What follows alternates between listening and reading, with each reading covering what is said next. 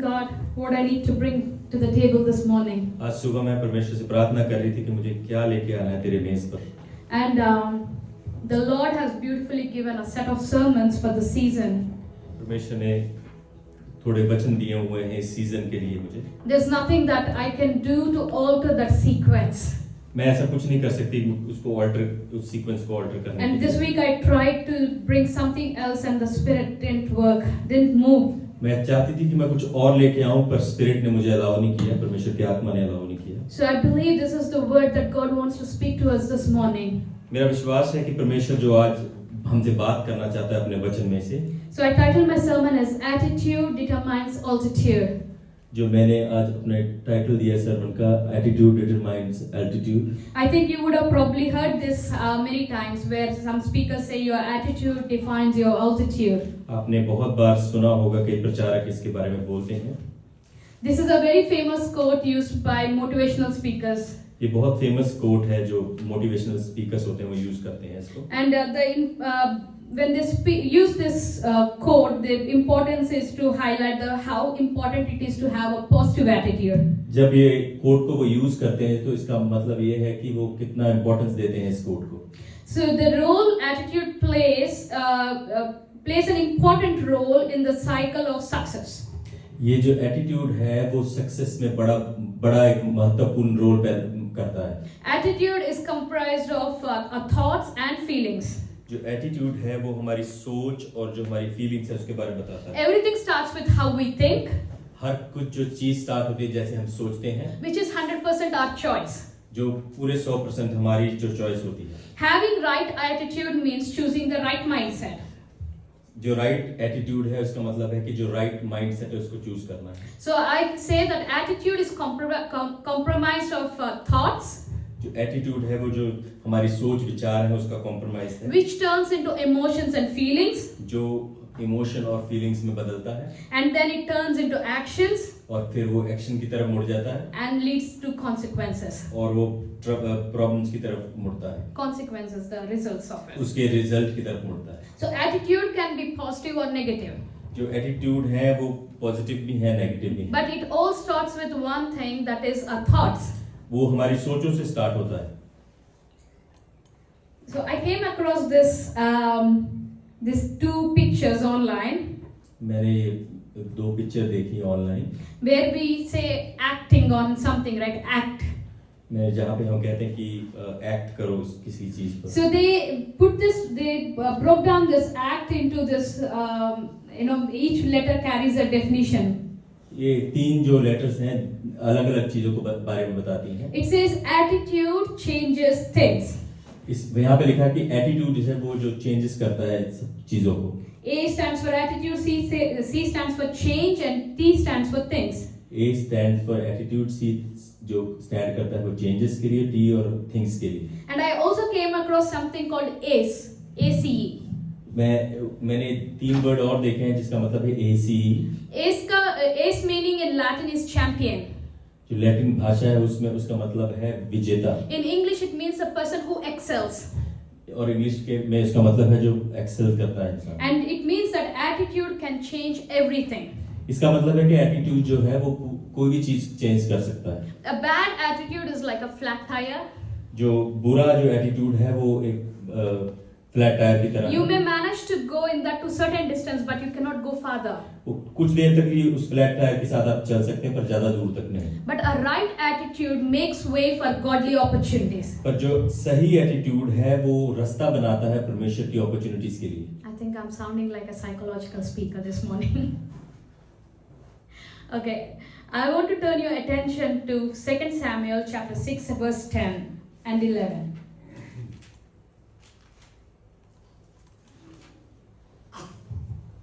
दूसरा शमूएल उसका 6वां अध्याय और 11वीं आयत. It says that the ark. Okay, instead David took the ark to the house of Obed-Edom the Gittite. The ark of the Lord remained in the house of Obed-Edom the Gittite for 3 months, and the Lord blessed him and his entire household. यहाँ पे लिखा है यहोवा का संदूक गतवासी ओबेदोम के घर में 3 महीने रहा और यहोवा के ओबेदेदोम और उसके समस्त घराने को आशीष दी। And this is a story of like how David has been chased by Saul for many years. यहाँ पे लिखा ये जो कहानी है, जो डेविड जो था, दाऊद जो था, सॉल के द्वारा बहुत साल तक उसका पीछा करता रहा। And then finally he becomes a king. और उसके बाद वो एक राजा बन जाता है। But as soon as he becomes a king, जैसे ही वो एक राजा बनता है, we know that David is a worshipper. हमें जानते हैं कि जो दाऊद था वो एक आराधक था। And the ark was with the Philistines. जो संदूक था वो फिलिस्तियों के पास था। But as soon as David becomes king, जैसे ही जो राजा दाऊद राजा बनता है, he wants to bring the ark back to Jerusalem. वो चाहता था कि वो जो परमेश्वर का संदूक था उसको यरूशलेम में वापस। It is a very good thought to carry back the presence of God to the place where it belongs. वो एक अच्छी सोच थी कि वो संदूक वापस लेके आए जहाँ पर वो बिलोंग करता है। So he makes arrangements for this ark to be brought back. और राजा दाऊद अरेंज करता है चीजों की, परमेश्वर का जो संदूक है वापस यरूशलेम में लाया जाए। He arranges a bullock cart to bring the ark back. वो एक बुलक कार्ट को अरेंज करता है उसको लाने के लिए, And puts the ark on top of it. और उसके ऊपर परमेश्वर के संदूक को रखता है। And starts proceeding towards Jerusalem. और यरूशलेम की तरफ चलना शुरू करते हैं। But as they were going, the oxen stumble, and the ark was about to fall, and the priest touches it. और जब वो आ रहे थे कि वो हिले किसी तरीके से, और जो परमेश्वर का संदूक था वो हिला और गिरने लगा था। And the priest was struck to death by the Lord. जो प्रीस्ट था उसी टाइम मर गया वहां पर। And David instantly realized that he actually interfered into how the ark has to be carried to Jerusalem. Dawood जो था उसने उसी टाइम रियलाइज किया कि जिस तरीके से वो परमेश्वर के संदूक को लेके आ रहा था, And he distracted the way God ordered the priest to bring the ark, or carry the ark. और उसने उस चीज को जो परमेश्वर ने जैसे बोला था, जिस तरीके से परमेश्वर की जो संदूक है उसको लेके आना है, उसको अलग तरीके से कर रहा था। And out of fear, when he saw the priest Uzzah died, out of fear, he didn't want to carry the ark back. और वो डर के मारे वो परमेश्वर का संदूक कैरी नहीं करना चाहता जब उज्जा मर गया। So Bible records that the ark was moved to this person's house called Obed-edom. तो बाइबल कहती है कि जो परमेश्वर का संदूक था ओबेदेदोम के घर पे लेके जाया गया। Obed-edom was not a very prominent person in the Bible. ओबेदेदोम जो है वो बहुत बड़ा, कोई उसके बारे में ज्यादा कुछ लिखा नहीं। And when we teach our kids the Bible stories, we teach mostly about this David and Saul and Moses and all these prominent figures, but none of us know a person called Obed-edom. हम अपने बच्चों को जब stories बताते हैं मूसा के बारे में, अब्राहम के, दाऊद के बारे में, पर कोई भी हम में से ज्यादा जानता नहीं ओबेदेदोम के बारे में। But Bible says in the scripture that Obed-edom is a Gittite. Bible कहती है जो ओबेदेदोम था वो गिटाइट था। It means that he is not from a believer community. वो जो है बिलीवर कम्युनिटी में से नहीं था। And the ark was moved into his house. जो आर्क है उसके घर पे ले जाई गई। And we are not sure if David has inquired or checked with Obed-edom if he can bring the ark. It was just put it there. हमें पता नहीं है कि जो दाऊद है उसको पता था कि जो परमेश्वर का संदूक है ओबेदेदोम के घर पर है। Obed-edom was not asked for permission. जो ओबेदेदोम है उसको परमिशन नहीं ली गई उसके घर में। But beautifully the scripture says the ark remained in the house of Obed-edom for 3 months, and God blessed him and his entire household. Bible कहती है कि जो परमेश्वर का संदूक है ओबेदेदोम के घर पे 3 महीने तक रहा, और परमेश्वर ने ओबेदेदोम के घर को आशीषित किया।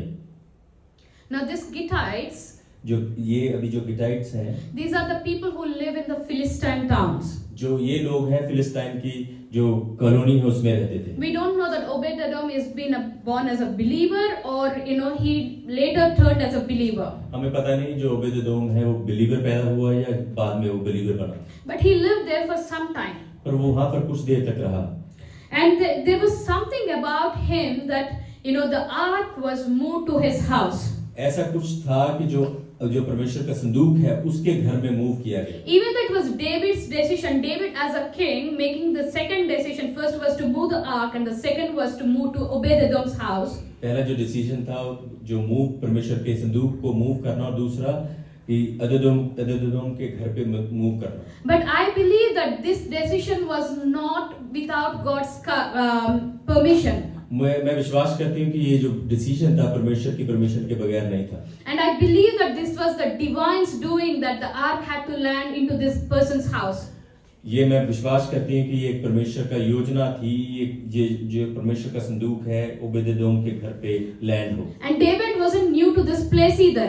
जो दाऊद है वो इस जगह से नया नहीं था। Bible says in the previous scriptures that he was been living there for 16 months as Saul was chasing him. Bible कहती है कि जो दाऊद था वो 16 महीने तक वहाँ रह रहा था, जैसे दाऊद जो साउल है उसका पीछा कर रहा था। So probably David knew the place and the people in that town. जो दाऊद है वो लोगों को वहाँ पर जानता था। Whatever the reason could be, कुछ भी कोई भी रीजन हो, but one thing is clear that Obed Edom was not living as per the standards of Philistines. Hallelujah. जो ओबेदेदोम है वो लोगों फिलिस्तियों की तरह नहीं रह रहा था। Because Bible doesn't talk about Obed Edom changing his lifestyle, but as soon as the ark was there, the Lord blessed him. Bible कहती है कि जब ओबेदेदोम के घर पे परमेश्वर का संदूक रखना शुरू किया, परमेश्वर ने उसको आशीषित किया। This story is a perfect example of how God works among different nationalities. ये जो कहानी है बताती है कि परमेश्वर कैसे काम करता है दूसरी लोगों के बीच में। And he works impartially through each one of our lives. वो अलग-अलग तरीके से लोगों के हमारे जीवन में भी काम करता है। He is an impartial God. वो एक अलग तरह का परमेश्वर है। He doesn't show partiality. वो पार्शियलिटी नहीं दिखाता। He be it whatever nationality you came from or religion or language you speak, it doesn't matter unless you are found in the eyes of the आप Lord. चाहे कोई भी भाषा बोलते हैं, किसी भी जाति से आए हैं, परमेश्वर के सामने ये कुछ चीजें मायने नहीं रखती, वो आपको देखता है। The only thing that moves God is worship and obedience and reverence to His name. वो यही चाहता है कि हमें उसके नाम को आराधना देनी है और उसके नाम को रेवरेंस लाना है। Without this, no matter how many works we do, that doesn't move God as much as it moves Him when we worship Him with reverence. जब तक हम आराधना करते हैं रहेंगे, जब तक अगर हम ये चीजें नहीं करते तो परमेश्वर को कुछ भी मूव नहीं करता। Revelation 4:11 says the purpose God created us is to worship Him. Revelation 4 में लिखा है कि परमेश्वर ने जो हमें बनाया है उसकी आराधना करने के लिए बनाया है। As I said, Obed-Edom probably didn't have a say in letting the ark stay at his home. ओबेदेदोम के पास ऐसा कुछ नहीं था कि परमेश्वर की जो संदूक है उसको अपने घर पे रख सके। Though he had no option or opinion, उसके पास कोई ऐसी ऑप्शन नहीं थी कि वो संदूक को ना रख सके। his reverence for God, his respect for God has moved God's heart to bless him within 3 months' पर time. उसका जो परमेश्वर की ओर आदर था वो उसने परमेश्वर के दिल को मूव किया और उसने 3 महीने तक संदूक को अपने पास रखा। The Ark of Covenant was a powerful representation of God's presence in those times. जो परमेश्वर का संदूक था वो एक बड़ी बात थी और एक परमेश्वर की प्रेजेंस उसके ऊपर रहती। And it was a sign of God's covenant with His people.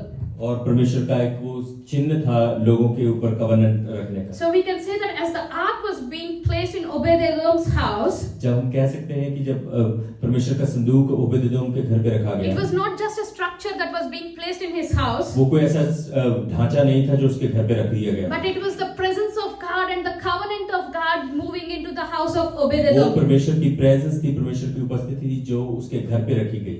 Even David, the worshipper, was so scared that he said, I cannot take the ark now, I have to leave it here. जो दाऊद था, जो आराधक था, वो भी बहुत डरा हुआ था। वो कह रहा था कि मैं इसको अपने साथ नहीं लेके जा सकता। Just imagine people who knew what David as a worshipper, as a very mighty warrior. Just थोड़ा सोचे कि दाऊद जो है, जो सब लोग जानते हैं कि वो आराधक है और माइटी, वो एक योद्धा है।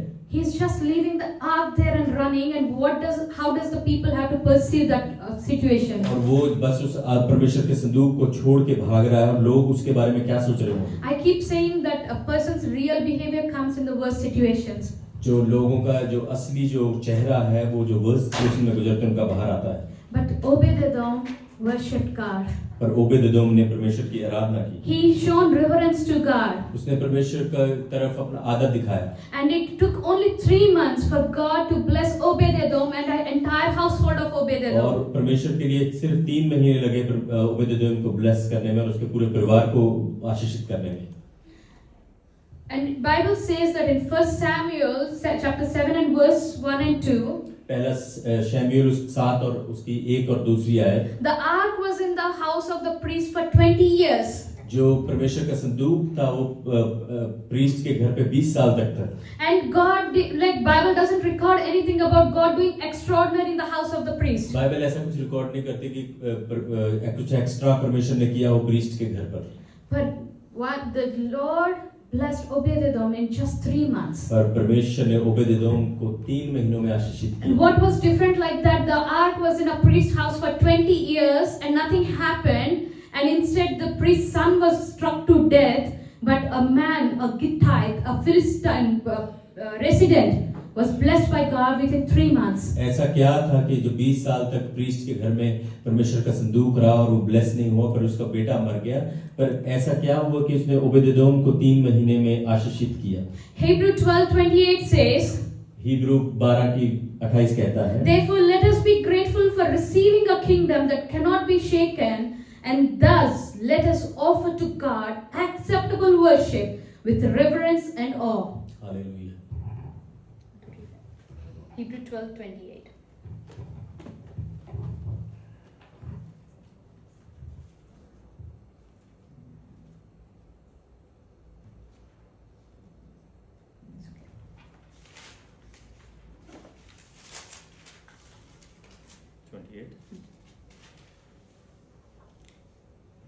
इस कारण हम इस राज्य को पाकर जो हिलने का नहीं कृतिक हो और भक्ति और भय सहित परमेश्वर की ऐसी आराधना करें जिससे वह प्रसन्न होता है। Let us offer to God acceptable worship with reverence and awe. परमेश्वर के सामने जो उसकी आदर के साथ उसकी आराधना करें। It pleases God when our worship to Him is not limited to a Sunday. जब इस परमेश्वर को ये भाता है जब हम हमारी जो आराधना है वो लिमिटेड नहीं है or to any prayer meeting, और कोई भी प्रार्थना सभा में, but it should be a daily lifestyle in the life of believers. वो हमारी जिंदगी का हिस्सा बन जाता है विश्वासी होने के कारण। It's very natural aspect of God that His very nature is to bless us. उसका जो परमेश्वर का जो नेचर है वो हमें आशीषित करना है। When He met Abraham in Genesis 12 and verse 1, परमेश्वर जब अब्राहम के साथ मिला, even before Abraham could leave that place, He said, I will bless you. Abraham के उस जगह को छोड़ने से पहले उसने कहा कि मैं तुझे आशीषित करूंगा। But many times we forget that this is the truth हम बहुत बार भूल जाते हैं कि ये एक सच्चाई है and run to God for specific needs and only in specific times. परमेश्वर की तरफ जाना जब हमें कोई जरूरत है या कोई हम किसी बुरे समय में है। We are so used to live to compartmentalized lives हम ऐसे बहुत डिफरेंट बॉक्सेस लाइफ जीने में व्यस्त हैं। according to our needs and desires, हमारी जो नीड्स हैं, हमारी डिजायर्स हैं, and allowing God to work in us only in those specific areas. हम परमेश्वर को अलाउ करते हैं उन्हीं एरिया में काम करने के लिए। But God desires a total surrender. हम परमेश्वर चाहता है कि हम पूरी तरीके से उसके सामने सरेंडर A करें। total surrender is a real worship to God. हमारा जब पूरी तरीके से हम उसके सामने झुकते हैं वो एक असली वर्शिप है। I remember Pastor when he was leading this worship team in Pune. मुझे याद है जब पास्टर वर्शिप लीड कर रहे थे पुणे में। And first thing he would tell the team is worship should not be a practice session. पहले मैं कहता था लोगों को वर्शिप टीम को कहता था worship should not be a practice session. But it should be a lifestyle that each one of us have to live in. ये हमारा जीवन का एक हिस्सा होना चाहिए। It's time that we realize this truth and make it a practice to have that fellowship walk with God. अभी ये समय है कि हम इसको रियलाइज करें और परमेश्वर के साथ एक आराधक बनकर चलें। He desires to walk with us just like he walked with Adam. वो चाहता है कि जैसे वो आदम के साथ चलता था उसी तरीके से हमारे साथ He desires to walk with us just like he walked with Enoch and Moses. वो चाहता है कि जैसे वो इनोक के साथ चला, मूसा के साथ चला, वैसे ही हमारे साथ But चले। this is not going to happen unless we come into agreement with God. ये ऐसे नहीं होगा जब तक हम अपने आप को अग्री नहीं करते परमेश्वर And it के does साथ। not begin unless we are in relationship with God. ये स्टार्ट तब तक नहीं होगा जब तक हमारा अच्छा रिश्ता नहीं है परमेश्वर के And साथ। all this will not start until we surrender our life totally before God. ये तब तक नहीं होगा जब तक हम पूरी तरीके से अपने आप को सरेंडर नहीं करेंगे परमेश्वर के If साथ। we look back into the life of Obed-Edom, अगर हम ओबेदेदोम के जीवन को देखते हैं, the ark was not put into his house in a pleasant situation. जो आर्क है परमेश्वर का संदूक है उसके घर में कोई अच्छी सिचुएशन में नहीं And रखी it गई। was a time of chaos and fear. Even the king ran away in fear. और जो राजा था उस टाइम भाग गया वहां से क्योंकि और वो समय भी ऐसा नहीं था। And I wondered what was Obed-Edom's condition, मैं सोचती हूँ कि ओबेदेदोम की कैसी हालत होगी उस समय। what he would have faced with his family. उसने क्या फेस किया होगा अपने परिवार के साथ। They would have questioned him like, how did he make the decision of that ark coming into the house when someone already died? उन्होंने उससे पूछा होगा कि ऑलरेडी एक इंसान मर गया, तू कैसे लेके आ गया संदूक को घर पे? What would each one of us do in that हम क्या situation? करेंगे ऐसी सिचुएशन में? Would we really welcome the presence of God हम like क्या परमेश्वर की प्रेजेंस को अपने घर में इनवाइट करेंगे? I believe Obed-Edom really honored God's presence. मुझे विश्वास है कि ओबेदेदोम ने परमेश्वर की आदर दिया उसकी प्रेजेंस को। He honored the presence of God in the morning and the evening. उसने परमेश्वर की प्रेजेंस को आदर दिया होगा सुबह और शाम में। He honored God not only the presence of people but in absence when he is all alone. उसने परमेश्वर के संदूक को आदर दिया होगा, उसकी प्रेजेंस को आदर दिया होगा, लोगों की प्रेजेंस में नहीं, उनके बाद भी। He got into this fellowship with God by coming to an agreement of total surrender. उसने परमेश्वर की आराधना में पूरी तरीके से अपने को सरेंडर किया एग्रीमेंट के साथ। And God was witnessing Obed-Edom's life on a day-to-day basis. परमेश्वर ओबेदेदोम की जिंदगी को परमेश्वर गवाही की तरह देख रहा है। I believe his lifestyle pleased God. मैं जानती हूँ कि परमेश्वर को उसका जो लाइफस्टाइल है, जिंदगी का स्टाइल है, वो पसंद आया होगा। And you know when God is pleased, और जब आप जानते हैं जब परमेश्वर खुश होता है, even before you ask God for a need or desire, he releases it over you. जब हम कुछ भी परमेश्वर से पूछते हैं वो हमें दे देता है। And Bible says God bless this person and his entire household. Bible कहती है कि परमेश्वर ने उसके परिवार को और उसको पूरी तरीके से आशीषित किया। Here household means everything that Obed-Edom managed. जो घर है मतलब उसका सारा कुछ, जहाँ जहाँ पे ओबेदेदोम का कुछ भी है, Be it his health, जो उसका शरीर है, be it his business, उसका business, be it his job, उसके jobs, be it his finance, उसके finances, be it his servants, और उसके जो नौकर थे or his family. और उसका पूरा परिवार। Bible says his entire household was blessed along with him. Bible कहती है कि पूरा उसका परिवार जो है वो ब्लेस हुआ था, आशीषित हुआ था उसके द्वारा। Because God was witnessing this person's life, क्योंकि परमेश्वर जो है उसकी गवाही बन रहा था उसके जिंदगी के बारे में। not among how he was behaving among group of friends and when he was alone. वो नहीं कि जब वो अपने दोस्तों के साथ था और वो जब अकेला था। How he was behaving in his work and when he was alone. वो कैसे बिहेव कर रहा था जब वो अपने काम पर था और वो कैसे बिहेव कर रहा था जब वो अकेला था। God was witnessing how this person is behaving in the church or at home alone with the ark. परमेश्वर जो है वो गवाही बन रहा था, वो कैसे चर्च में बिहेव कर रहा है और अपने घर पे कैसे बिहेव कर रहा है। Breakthroughs and blessings do not come on how we present ourselves according to circumstances. जो आशीषें हैं, ब्रेक थ्रू है, वो ऐसे नहीं आते कि जैसे हम कैसे एक्ट करते हैं अपने सर्कमस्टेंसेस में, But how we walk before God. हम कैसे परमेश्वर के साथ चलते हैं, How he carry his presence. वो कैसे हम अपनी प्रेजेंस को उठा के रखते How हैं, we carry our testimony. हम अपनी टेस्टिमनी को कैसे लेके चलते And हैं, how serious we are about his work. और हम कितने सीरियस हैं उसके काम के लिए। Obed-Edom welcomed the presence of God with ओबेदेदोम ने reverence. परमेश्वर की उपस्थिति को वेलकम किया। As I said, he didn't just welcome the structure, जैसे मैंने बोला कि उसने सिर्फ उस संदूक को वेलकम नहीं किया, but everything that was part of ark was also welcomed and shown obedience and reverence. और जो भी उसके साथ था उसने सारी चीजों को उसका वेलकम किया आदर के साथ। And inside the ark were three things.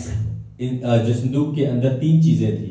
One was the manna, जो पहला था वो था मैना, and the second was the tablets of commandments, जो टैबलेट्स की परमेश्वर ने कमांडमेंट की, and the third one was Aaron's budding staff. जो तीसरा था वो था अरुण की जो burning staff. Hebrew 9:4 says what was in the ark.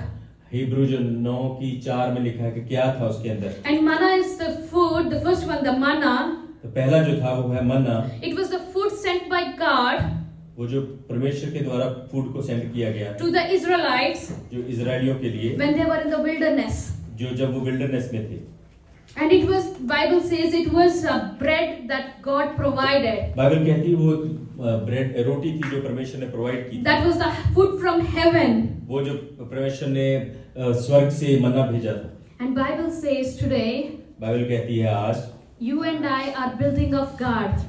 मैं और आप जो है परमेश्वर का घर है। And you and I are the temple of the Holy Spirit. मैं और आप जो है परमेश्वर का मंदिर है। And pay attention to these three things in the ark. इस 3 चीजों के ऊपर टेंशन दें।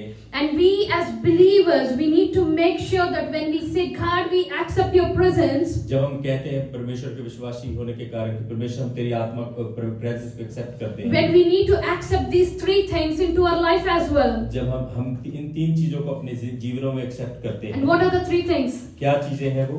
First one is, मना, come on, first one is मना, manna, second one is heartbreaks, the tablets of commandments, and the third one is Aaron's staff. Right? So looking into the first one, the manna, which we said it's the heaven's food, the bread that God provided to his children. तीसरा वाला जो हम देखते, पहले वाला हम देखते हैं कि जो परमेश्वर ने स्वर्ग से मन्ना प्रोवाइड किया अपने लोगों के लिए। If God provided manna to Israelites from heaven in that time, अगर परमेश्वर ने उस समय में मन्ना जो प्रोवाइड किया इजरायलियों के लिए, and today the manna we receive is the word of God. जो आज हम मन्ना रिसीव करते हैं वो परमेश्वर का वचन है। The physical manna was to help Israelites survive the wilderness. जो फिजिकल मन्ना था, जो शारीरिक मन्ना था, वो था जिसने हेल्प किया इजरायलियों को सर्वाइव करने में। But the spiritual manna that we receive from the word, जो हम स्पिरिचुअल मन्ना रिसीव करते हैं वचन के is to द्वारा, help us survive or walk in this world. वो हमारी मदद करता है परमेश्वर के साथ चलने में इस दुनिया में। The word of God says in Psalm 119, परमेश्वर का वचन बताता है भजन संहिता 119 में, your word is light unto my feet तेरा वचन जो मेरे पाँव के लिए and lamp रोशनी unto है my path. और मेरे रास्ते के लिए एक लालटेन है। Without this word, without this manna in today's time, we are lost into a world of darkness. परमेश्वर के वचन के बगैर हम खो जाएंगे इस दुनिया में। And my prayer to you, for each one of us this morning is मेरी प्रार्थना है आज सुबह that we enrich our lives with this word, कि हम अपनी जिंदगियों को ऊंचा उठाएं इस वचन के so द्वारा, that we all are alive in Jesus. कि हम लोग जीवित रहे परमेश्वर में, यीशु में। And God did not give a choice of whether we can put the manna can be put in the ark or not. God commanded the manna has to be in the ark. परमेश्वर ने ऐसा कोई choice नहीं दिया था, पर परमेश्वर ने कमांड किया था, हुक्म दिया था कि जो मन्ना है वो आर्क के अंदर रहेगा। In the beginning was the word, परमेश्वर शुरुआत में जो वचन था, and the word was with God, और वचन ही परमेश्वर के साथ था, and the word is God. और वचन ही परमेश्वर था। And John 1:14 says the word became flesh to dwell among us. यूहन्ना 1:14 में कहता है कि जो वचन है वो हमारे अंदर बढ़ने के लिए बना है। And we say that Jesus, we worship you. हम कहते हैं कि परमेश्वर हम यीशु हम तेरी आराधना करते हैं। And that worship is not complete without being filled with the word. वो वर्शिप जो है आराधना है कंप्लीट नहीं जब तक हम पूरी तरीके से वचन के साथ फिल नहीं होंगे। 2 Timothy 3:16 says, पहला तिमोथी 3:16 में लिखा है, all scripture is God breathed. जो All scripture is God breathed and is useful for teaching, rebuking, correcting and training to lead us into righteousness.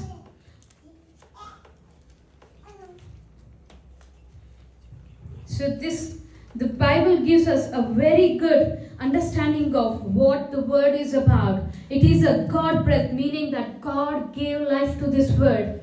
Bible कहती है जो हमारा जो वचन है ये परमेश्वर की सांस है जो हमारे लिए दी गई है। And it is useful for teaching, rebuking, correcting and training in righteousness. और ये जो है करेक्ट करने के लिए, ट्रेन करने के लिए हमारे लिए दी गई है। And it goes on to say, so that the servant of God may be thoroughly equipped for every good work. इस यहाँ पे लिखा हुआ है 2 तिमोथी 2 Timothy 3:16 and 17. यहाँ पर लिखा है संपूर्ण पवित्र शास्त्र परमेश्वर की प्रेरणा से रचा गया है और उपदेश और समझाने और सुधारने और धर्म की शिक्षा के लिए लाभदायक है। We cannot transform the word saying that it is only for blessing. हम ये नहीं कह सकते कि परमेश्वर का जो वचन है सिर्फ आशीषों के लिए है। It's not only for healing. ये सिर्फ चंगाई के लिए है। But it is to enable us to live those lives. ये हमें एनेबल करता है उस जीवन को जीने के लिए। To able to sustain the darkness in this world. जो अंधेरा है उसको सस्टेन करने के To लिए। train us as servants of God. हमें ट्रेन करने के लिए परमेश्वर के सर्वेंट बनने के लिए। So that we are thoroughly equipped. कि हम पूरे तरीके से इसको इक्विप करें। We cannot set apart these 4 functions of word from our life. हम इस चीज से दूर नहीं रह सकते अपने जीवनों में। It is for teaching, इसके सिखाने के लिए, rebuking, और ताड़ने के लिए, correcting, और हमें करेक्ट करने के and लिए, training. और हमें ट्रेन करने के We लिए। need to remember this is the God we need to allow in our lives to working. हमें याद रखना है कि परमेश्वर हमारे जीवन में इस तरीके से काम करते हैं। We cannot compartmentalize our life saying that I will receive only this word for blessing. हम कह नहीं सकते कि परमेश्वर मैं वर्ड ये सिर्फ आशीषों के लिए लेता हूँ। The word was given for our benefit so that we know how to get up and walk in the जो path परमेश्वर of का God. वचन है वो हमारे लिए दिया गया था कि हम अच्छी तरीके से परमेश्वर के साथ चल सकें। Now the second one is the commandments जो दूसरा है वो है commandment, that was put into the ark. वो आग के अंदर जो रखा गया था। And Bible says that God told to put manna along with the commandments. Bible कहती है कि जो परमेश्वर ने बोला था कि मन्ना के साथ ही परमेश्वर के कमांडमेंट को भी रखना So है, that it might be preserved. कि वो उसके साथ साथ रह सके। We know that what preservation is for. हम जानते हैं वो उसके लिए क्या है, It is to run longer, कि देर तक रहे, to retain its value, वो उसकी वैल्यू बनी रहे to retain its originality. और उसकी ओरिजिनलिटी बनी And रहे। when we accept the word, we need to also remind ourselves the commandments God has given us. जब हम एक्सेप्ट करते हैं हमें याद रखने की जरूरत है जो परमेश्वर ने कमांडमेंट हमारे जीवन में दी। The 10 commandments are guidelines how we have to live our life as a believer. जो 10 हुक्म है वो हमारे लिए गाइडलाइन है कि हमें एज ए बिलीवर कैसे अपने जीवन को जीना है। They are instructions from God about principles and standards we need to maintain over our वो lives. परमेश्वर के द्वारा दिए गए वचन हैं जो हमें अपने जीवनों में लेके उनको यूज करना कि अपने जीवन को कैसे जीना है। The first 4 commandments deal with how our relationship with God should be. जो पहली 4 कमांडमेंट्स है हमारा रिलेशनशिप परमेश्वर के साथ कैसा होना चाहिए। And the remaining 6 talks about how our relationship with each other should be. हमारा जो बाकी जो 6 है वो हमारे एक दूसरे के साथ रिलेशन कैसा How we होना need चाहिए। to maintain integrity and truth. हमें कैसे सच्चाई के साथ चलना है। I have multiple scriptures. I won't go to everything, but you can take a note of it. मेरे पास बहुत स्क्रिप्चर है पर मैं इसमें सब में नहीं जाऊंगा पर आप नोट ले सकते हैं इसके। John 14:15 says, "If you love me, you will keep my commandments." अगर तुम मुझसे प्रेम करते हो तो तुम मेरी कमांडमेंट को अपने पास रखोगे। And second is 2 John 1:6. जो पहला जॉन है उसकी 1 की 6। You can take a note of this. 1 John 5:2-3. पहला जॉन फर्स्ट होना 1 John chapter 5 verses 2 and 3. First John उसका 5 का 3 And then final is Revelation 22 verse 14. और रेवलेशन 22 14 उसका 14। It says, "Blessed are those who wash their robes, that they may have the right to the tree of life and may go through the gates into the city." Revelation 14, verse 2 and 3. 22 verse 14.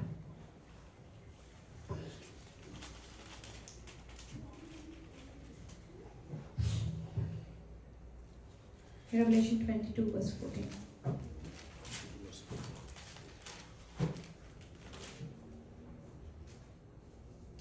धन्य है वो जो अपने वस्त्र धो लेते हैं क्योंकि उन्हें जीवन के वृक्ष के पास आने का अधिकार मिलेगा और वे फाटकों से होकर नगर में प्रवेश करेंगे।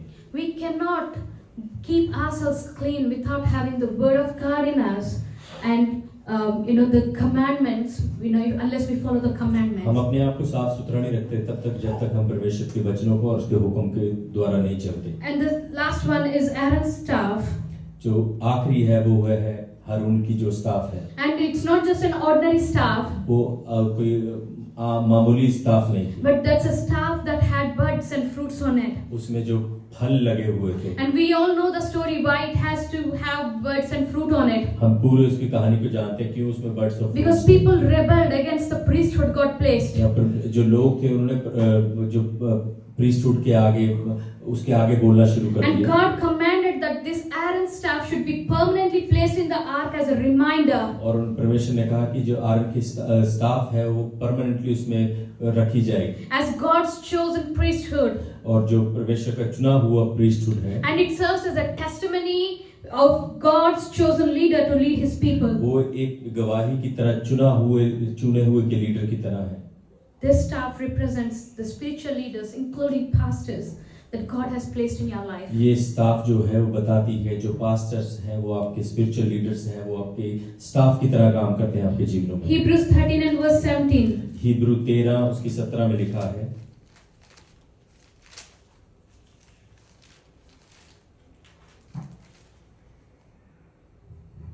Have confidence in your leaders and submit to their authority, because they keep watch over you as those who must give an account.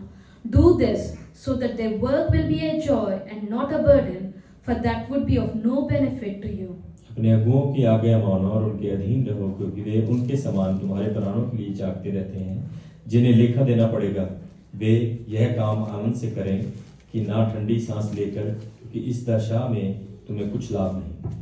And 1 Thessalonians chapter 5 verse 12 and 13.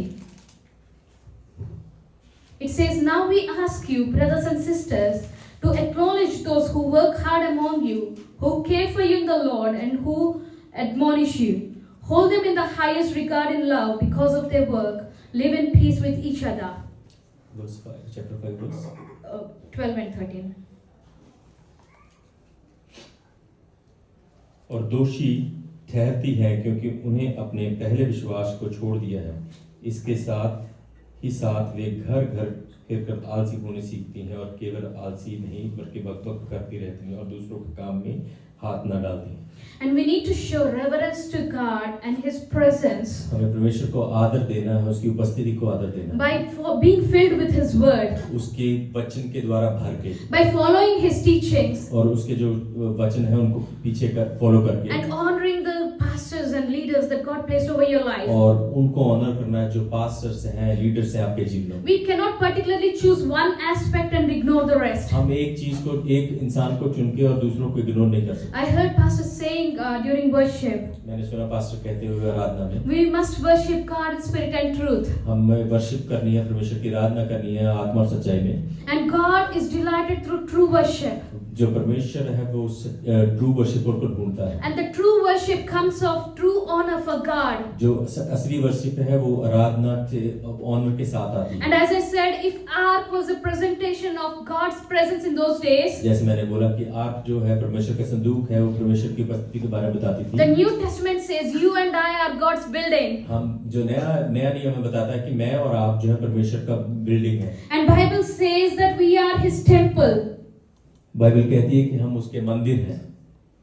And my question this morning is, मेरा जो प्रश्न है सुबह में, how are we carrying the presence of God in our lives? कि हम कैसे carry कर रहे हैं परमेश्वर की प्रेजेंस अपने जीवन में। Pastor spoke on the purpose of chosen church last week. मैंने बोला था पर्पस जो है चुने हुए चर्च का, And he taught us that we need to bear witnesses through our lives.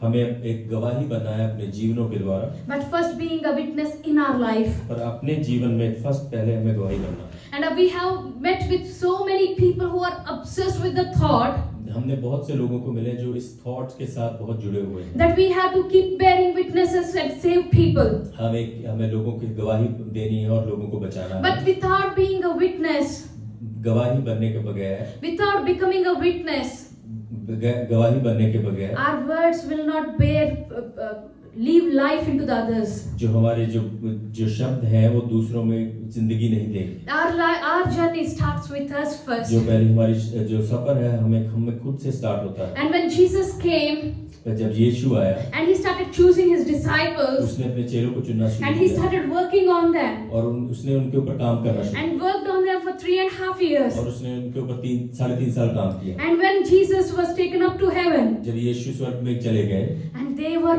empowered with the power of Holy और Ghost. उनमें सामर्थ्य है पवित्र आत्मा के द्वारा, There was something new about them. वो उन सब कुछ नया था उनके बारे They में। were living as witnesses first. वो परमेश्वर के लिए गवाही बन के जी रहे थे They were carrying the name of Jesus from town to town. और परमेश्वर का नाम, यीशु का नाम एक दूसरी से दूसरी जगह पे लेके And गए। when the power of Holy Ghost came, जब परमेश्वर का आत्मा उनके ऊपर आया, they became witnesses and they started speaking into the lives of people. जो वो है गवाही बने और लोगों के जीवनों में गवाही बोलना शुरू किया। And the second thing Pastor spoke was about Passover. जो दूसरी चीज पास्टर ने बोली थी वो था Passover. It comes 50 days before Pentecost. It comes 50 days before Passover, 50 days before Pentecost.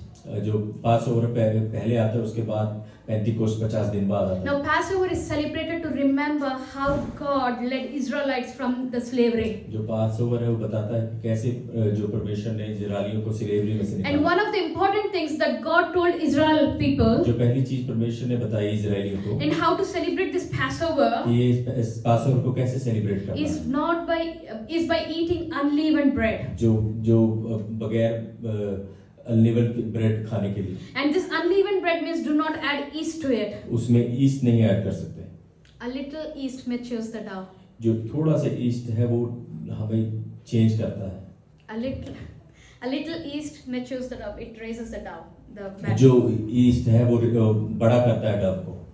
And God is reminding us this morning, जो परमेश्वर हमें याद करा रहा है आज सुबह में, live your lives without that little yeast. हमारे जीवन को थोड़े से भी ईस्ट की जरूरत ना A पड़े। little sin, थोड़ा सा पाप, a little compromise, थोड़ा सा a कॉम्प्रोमाइज, little lie, थोड़े से झूठ, a little theft, थोड़ा सी चोरी, a little addiction, थोड़ी सी a एडिक्शन, little gossip, थोड़ा सी a चुगली, little judgment. थोड़ी सी judgement, These all are little yeast that will derail us from the purpose of God. ये सारी चीजें हमें परमेश्वर के पर्पस से दूर लेके जा सकती Are we really living, truly living in the freedom of Christ? हैं। क्या हम सच में परमेश्वर की आजादी में जी रहे हैं? Are we truly away from the slavery and living in reverence to God's क्या name? हम सच में ही जो स्लेवरी से दूर हैं? First Peter chapter 2 and verse 9 says, we are the royal priesthood, जो पहला पत्र है उसमें लिखा है कि हम we are the royal priesthood, a chosen generation. चुना हुआ generation. And how are we carrying the ark of God this कैसे हम morning? परमेश्वर के संदूक को कैरी कर रहे हैं? Is our ark filled with the word and the commandments and the obedience? क्या हमारी जो संदूक है वो ओबीडियंस और कमांडमेंट के साथ भरा हुआ है? Hebrew chapter 10 and verse 26 says, Hebrew 10:26 में लिखा है, if we deliberately keep on sinning, अगर हम जानबूझ के पाप करते रहेंगे, after we receive the knowledge of the truth, जब हमें नॉलेज ऑफ द ट्रूथ मिलने के बाद no भी sacrifice for sin is left. जो सैक्रिफाइस है पाप के लिए बचेगा नहीं। As I said, the worship to God is incomplete without these three elements. जो मैंने पहले बोला कि वर्शिप जो है इन तीन एलिमेंट के बगैर कंप्लीट नहीं। Be filled with word. जो परमेश्वर का वचन उसके द्वारा Do भरे, not neglect the word. परमेश्वर के वचन को दूर ना करें, And your walk in obedience और जो आपका चाल चलन है ओबीडियंस में, and submissiveness. और अपने आप को पूरी तरीके से And as we submissive करना। practice this, जब हम इसकी रिहर्स प्रैक्टिस it करेंगे will start defining our lives as a life of तो worshippers. हमारे जो जिंदगी है उसको आराधक की जिंदगी And बताना it शुरू will shape करेगा। our attitude as a worshipper's mindset. वो हमारा जो एटीट्यूड है, हमारा दिमाग है, उसको वर्शिपर का माइंड बनाएगा। It is very important to be placed under a pastoral care. ये बहुत इंपॉर्टेंट है कि आप पास्टल केयर के अंडर आना। It is very important to be planted in a place where you can grow. ये बहुत इंपॉर्टेंट है कि जब हम ऐसी जगह पे रहें जहाँ पे हम पढ़ सकें, And your life should demonstrate that. और हमारा जीवन उसको बताने की जरूरत है। One of the key things I love with David's life is मैं जो एक ऐसी की थिंग है जो दाऊद के जीवन से पसंद करती हूँ, David made sure he had a mentor, a जो counselor. दाऊद है उसने देखा कि उसके जीवन में कोई ना कोई मेंटर होना जरूरी है। It was very important for that mentor to come and say, David, you sinned and you sinned so bad. ये बहुत जरूरी था कि उसके जीवन में ऐसा मेंटर था जो उसको बताता था कि तूने पाप किया और तूने And पाप बहुत David बुरा किया। accepted that correction और because जो Dawood- he yielded to that mentorship. और जब दाऊद था उसने उस एक्सेप्ट किया उस पाप को। Please make sure that you are under some pastoral care. आप मेक श्योर करें कि आप किसी पास्टल केयर के अंडर हैं।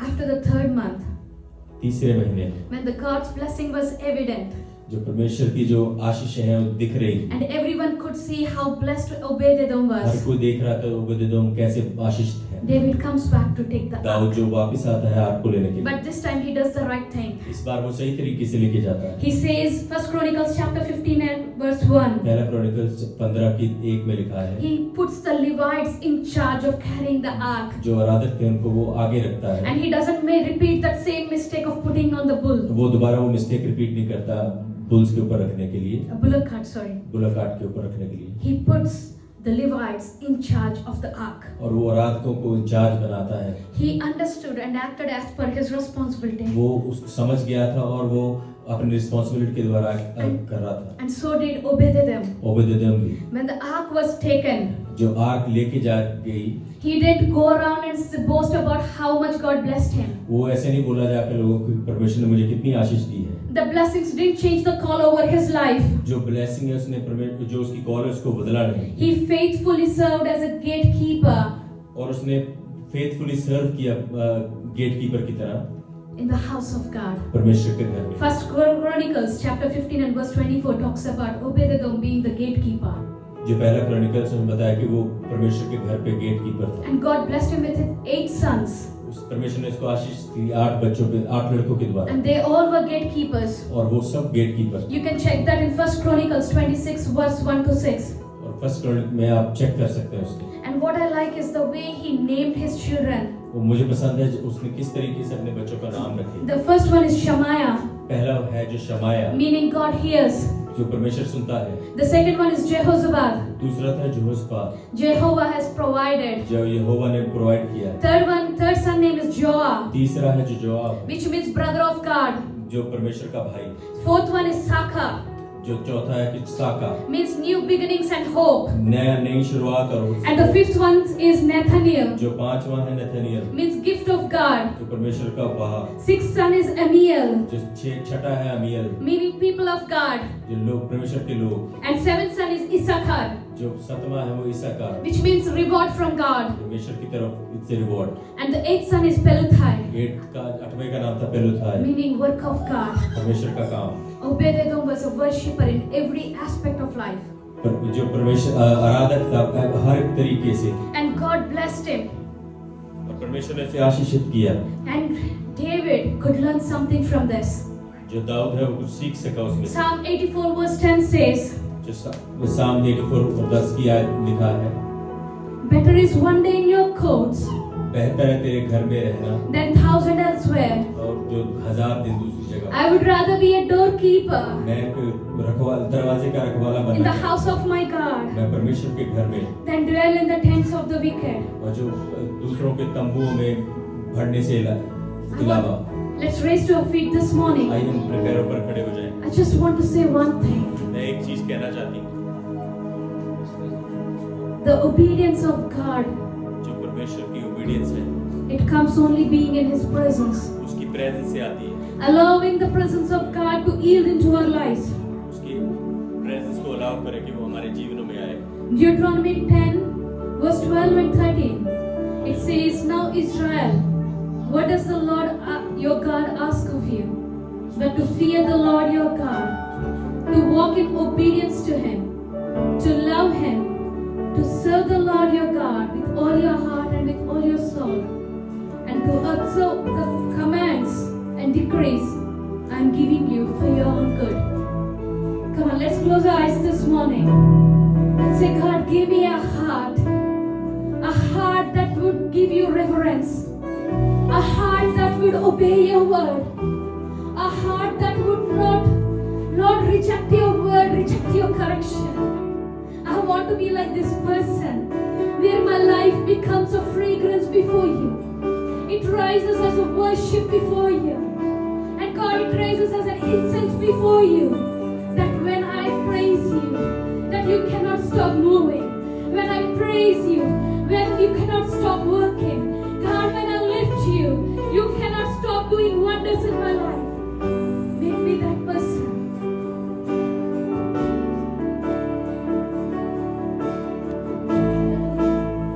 Hallelujah, thank you Jesus. परमेश्वर तेरे वचन के लिए तेरा धन्यवाद करते हैं, तेरा शुक्र करते हैं परमेश्वर।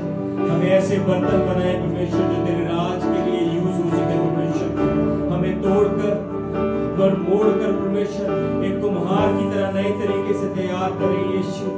हालेलुया, हम तेरे नाम को धन्यवाद देते हैं, तेरे नाम को प्रस्तुति देते हैं यीशु, तेरे नाम को आराधना करते हैं यीशु। Hallelujah.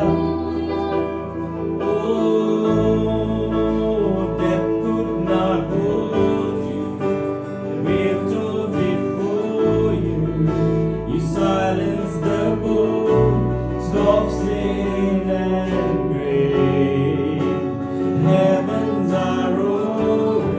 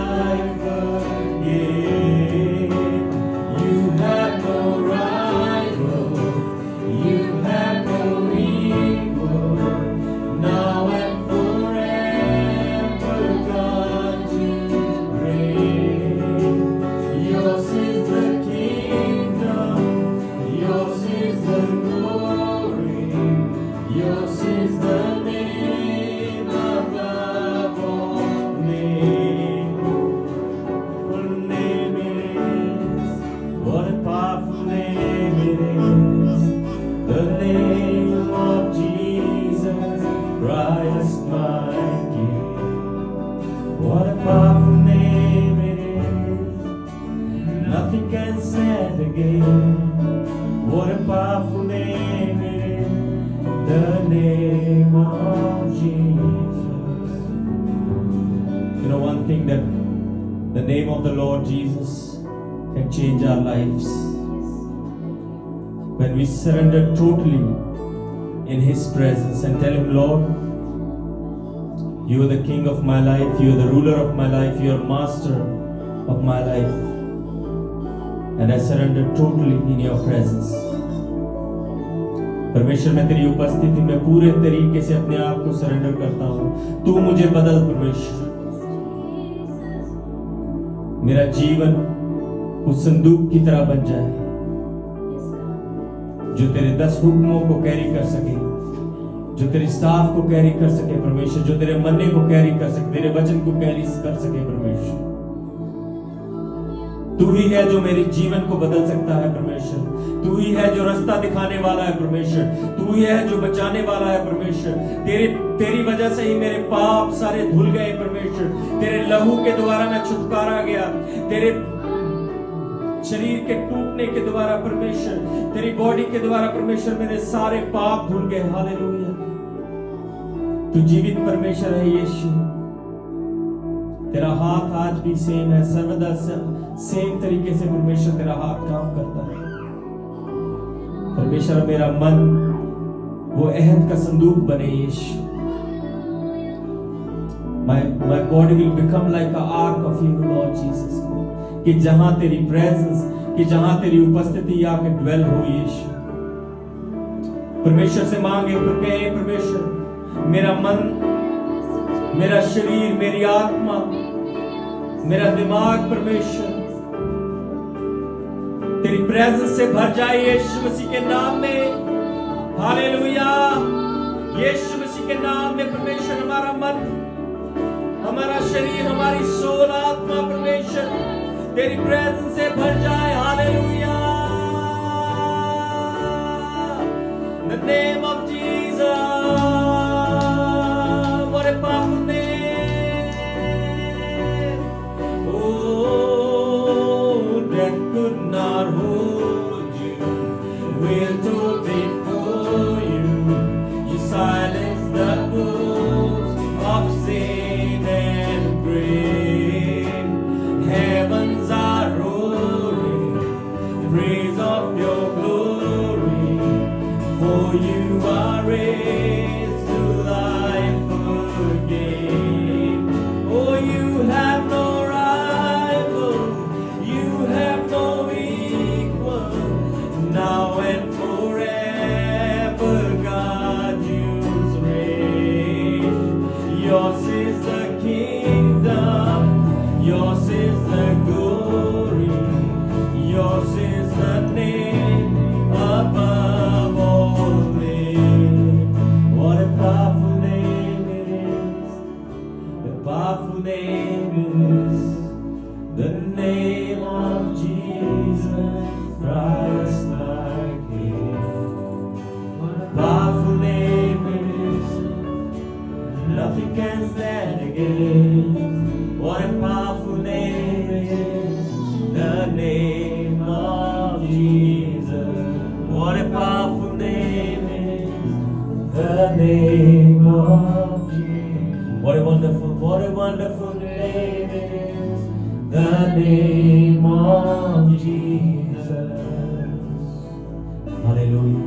Let's lift our hands towards the heaven. अपने हाथों को उठाएं परमेश्वर की ओर। जब हम अपने हाथों को उठाते हैं तो हम परमेश्वर से कहते हैं, परमेश्वर, we are surrendering towards you, Father God. हम पूरे तरीके से सरेंडर करते हैं यीशु। परमेश्वर, मैं तेरे बच्चों को, तेरे बेटे को, तेरी बेटियों को तेरे हाथों में सौंपता हूं परमेश्वर।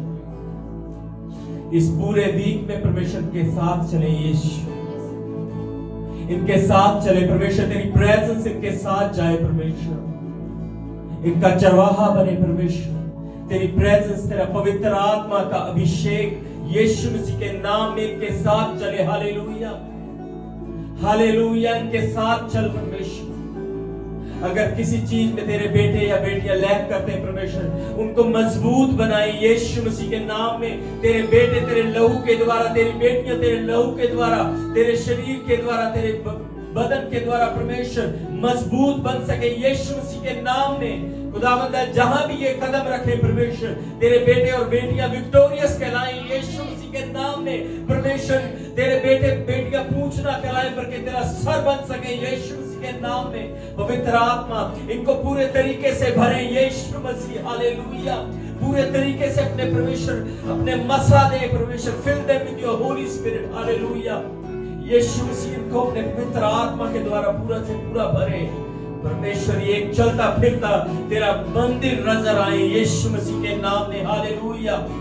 ओ हालेलुया, हालेलुया। यीशु मसीह तेरे बेटे बेटियां चलता फिरता तेरा मंदिर, तेरा भवन बन सके यीशु मसीह के नाम में। चलता फिरता भवन बन सके, तेरी वेदी बन सके, तेरा संदूक बन सके यीशु मसीह के नाम में। खुदावंद हम बिलीव करते हैं परमेश्वर, एक नया मस्सा, एक नया पवित्र आत्मा परमेश्वर उनके जीवन में उंडेल के दिन का कप जो है, इनका प्याला उमड़ उमड़ के रहे परमेश्वर। लोग इनके जीवन से सीख सके यीशु मसीह के नाम में, लोग इनके जीवन से ले सके परमेश्वर यीशु मसीह के नाम में, हालेलुया। तेरे नाम को धन्यवाद देते हैं परमेश्वर, तेरे नाम को आशीष देते हैं परमेश्वर, तेरे नाम को ऊंचा उठाते हैं परमेश्वर। इस जगह पर परमेश्वर हमें ऐसी कोई खूबी नहीं परमेश्वर, ऐसी कोई लियाकत नहीं कि परमेश्वर हम तेरी प्रेजेंस में खड़े भी हो सके, पर परमेश्वर तेरे अनुग्रह के द्वारा हमारे सारे पाप धुल गए हैं परमेश्वर। Because of your abundant grace all our sins are forgiven, hallelujah. All our sins are forgiven, Lord Jesus. Father God, we bless your name, Lord Jesus. We thank you and praise you. सारा आदर, सारी महिमा यीशु हम तेरे नाम को देते हैं। We give you all glory, honor and praise the Lord Jesus. इस पूरे वीक में परमेश्वर हमें हमारे परिवारों को अपने लहू में ढक के रखे परमेश्वर। हमारे आने और हमारे जाने में हमारी मदद करे परमेश्वर। तेरी प्रेजेंस हमें सराउंडिंग कर रखे परमेश्वर। तेरी प्रेजेंस से हम सराउंड रहे कर सके परमेश्वर इस पूरे वीक में, या हम कोई भी पाप ना कर सके यीशु मसीह के नाम में, हालेलुया। तेरे नाम को धन्यवाद देते हैं परमेश्वर। We give you all glory, honor and praise, O Lord Jesus. We thank you and praise you, for you are good, your love endures forever, O Lord Jesus. Your love for us is everlasting to everlasting, O Lord Jesus. We thank you, Abba Father. Thank you, Jesus. Thank you, Jesus. Thank you, Jesus. Glory to you, praise to you, honor to you, Father God. In the name of Jesus we pray. Amen. Amen. Now may the grace of our Lord Jesus Christ, love of the Father, sweet fellowship of the Holy Spirit be with us now and forevermore. Amen. Amen. God bless you everyone. You have a nice week. God be with you. Amen.